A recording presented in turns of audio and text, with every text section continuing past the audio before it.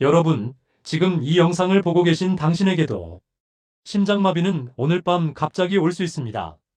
심장마비는 특별한 사람에게만 오는 병이 아닙니다.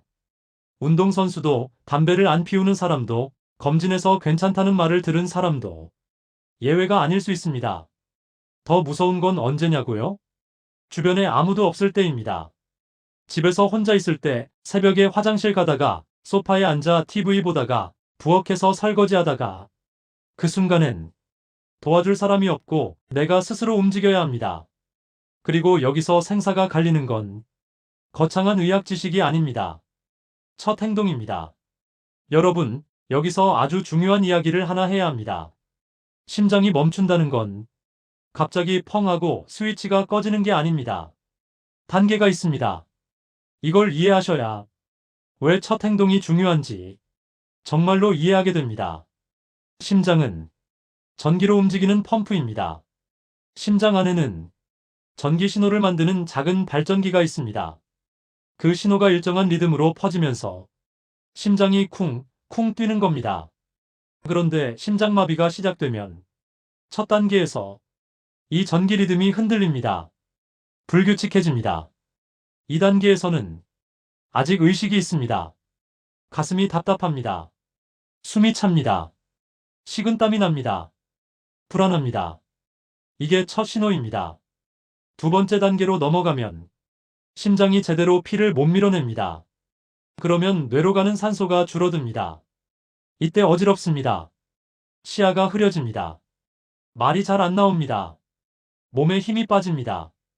이 시간이 길어지면 의식이 떨어집니다. 그리고 그 다음이 완전한 순환 정지입니다. 이 과정은 몇 분 안에 일어날 수 있습니다. 그래서 처음 몇십 초가 중요하다고 말하는 겁니다.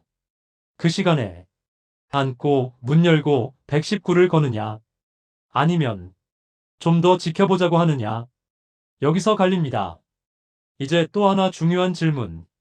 왜 눕지 말라고 하느냐? 많은 분들이 가슴이 아프면 본능적으로 눕습니다. 편해 보이니까요. 하지만 생리학적으로 보면 이게 오히려 부담이 될 수 있습니다.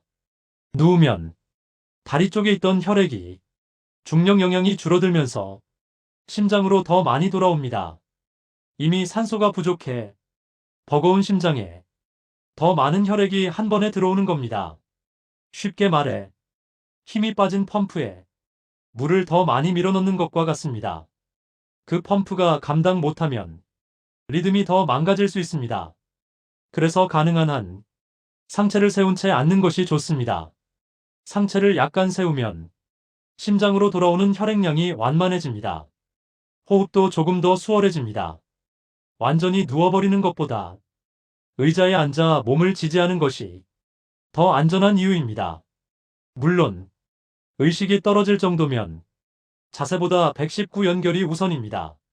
하지만 의식이 있을 때는 앉는 것이 기본입니다.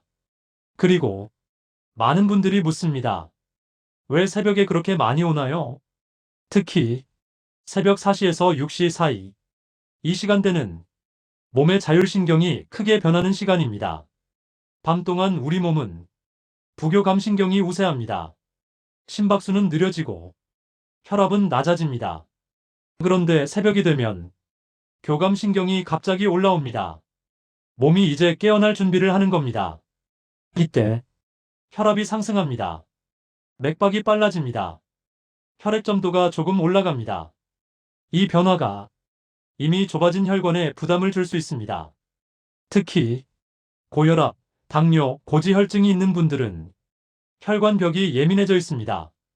그 상태에서 갑자기 일어나 화장실로 가면 혈압이 순간적으로 더 흔들립니다.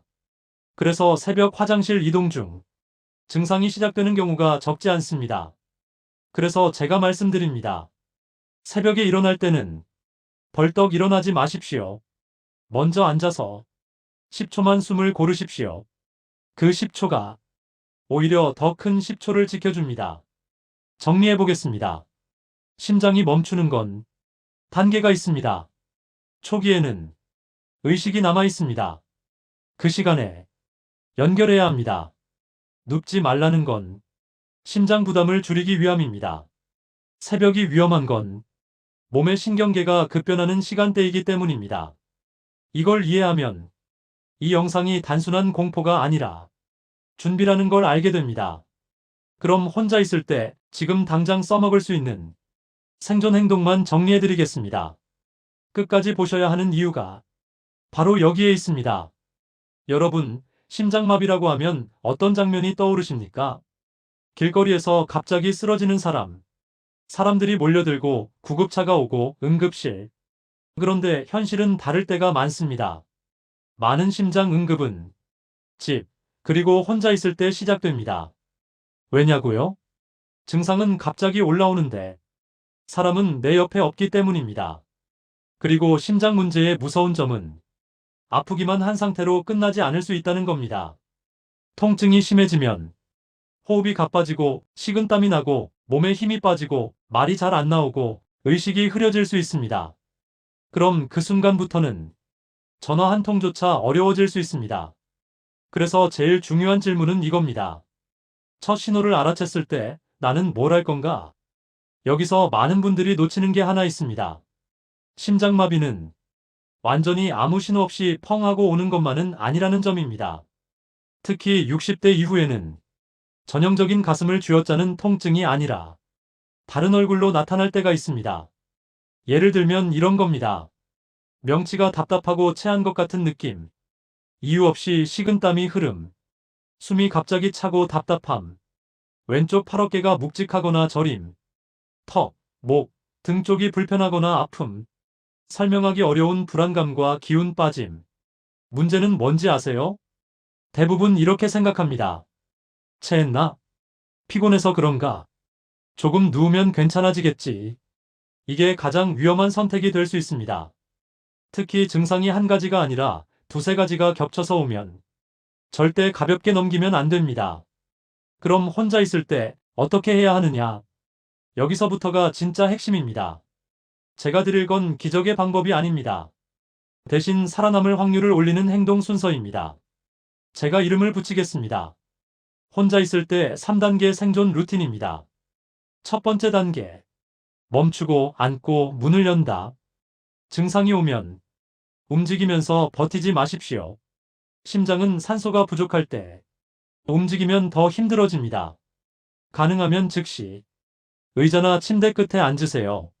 상체는 약간 세우고 꽉 끼는 옷은 느슨하게 하세요. 그리고 아주 중요합니다. 현관문을 미리 열거나 잠금을 해제하세요. 구급대원이 들어오지 못하면 시간이 더 걸릴 수 있습니다. 문 여는 것.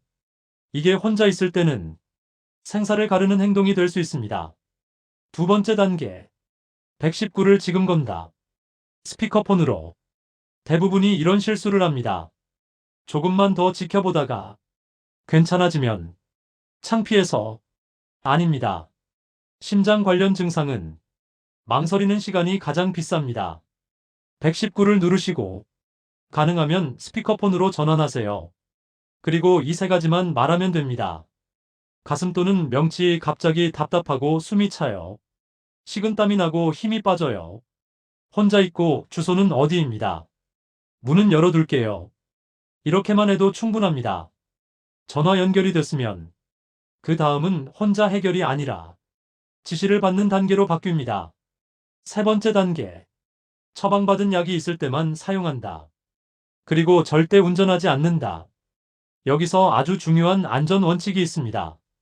니트로글리세린은 의사에게 처방받아 갖고 있던 사람만, 아스피린도 의사가 평소 복용을 허용했거나 알레르기 출혈 위험이 없다고 알고 있는 경우에만, 정확한 복용 여부는 119 지시에 따르는 게 가장 안전합니다.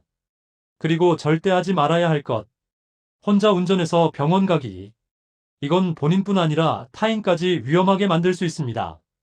혼자일수록 스스로 해결이 아니라 응급 시스템을 빨리 연결하는 게 정답입니다. 여러분, 여기까지 들으셨으면 이렇게 질문하실 겁니다. 그럼 나는 뭘 준비해야 하죠? 맞습니다.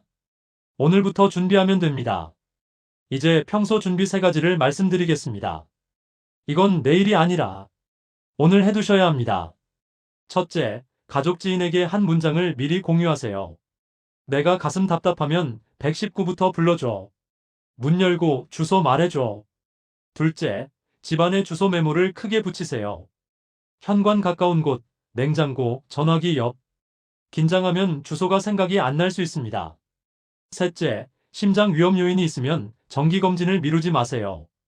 고혈압, 당뇨, 고지혈, 흡연, 비만, 가족력이 있으면 정기 체크가 예방의 시작입니다. 여기서 실제 사례 이야기를 짧게 드리겠습니다. 첫 번째 사례입니다. 새벽에 화장실 가다가 명치가 답답하고 식은땀이 나기 시작했습니다. 처음엔 체했나 싶었지만 이상하게 숨이 가빴습니다. 그분이 한 행동은 딱 3가지였습니다. 앉고 문 열고 119를 스피커폰으로 걸었습니다. 병원에서 들은 말이 이거였습니다. 오신 타이밍이 중요했습니다. 이게 핵심입니다. 영웅 같은 행동이 아니라 순서가 살렸습니다. 두 번째 사례입니다. 저녁 식사 후 가슴이 답답했고 왼팔이 묵직했습니다. 조금 쉬면 낫겠지 했다가 새벽에 더 심해져서 큰 고생을 했습니다. 그분이 가장 크게 후회한 말은 이거였습니다. 그때 바로 전화할 걸. 여러분, 이 후회를 오늘 영상으로 끊어야 합니다. 마지막으로 꼭 드릴 주의 문구입니다. 지금 말씀드린 내용은 의학적 진단이나 치료를 대신하지 않습니다. 가슴 통증, 숨참, 식은땀, 실신 느낌이 있으면 괜찮아지겠지로 버티지 말고 즉시 119 또는 응급실 평가가 필요합니다. 특히 기존의 심장질환, 뇌졸중, 병력, 심부전, 부정맥이 있거나 혈액응고출혈 질환, 아스피린 알레르기 등이 있는 분은 약 사용은 반드시 의료진 지시에 따르셔야 합니다.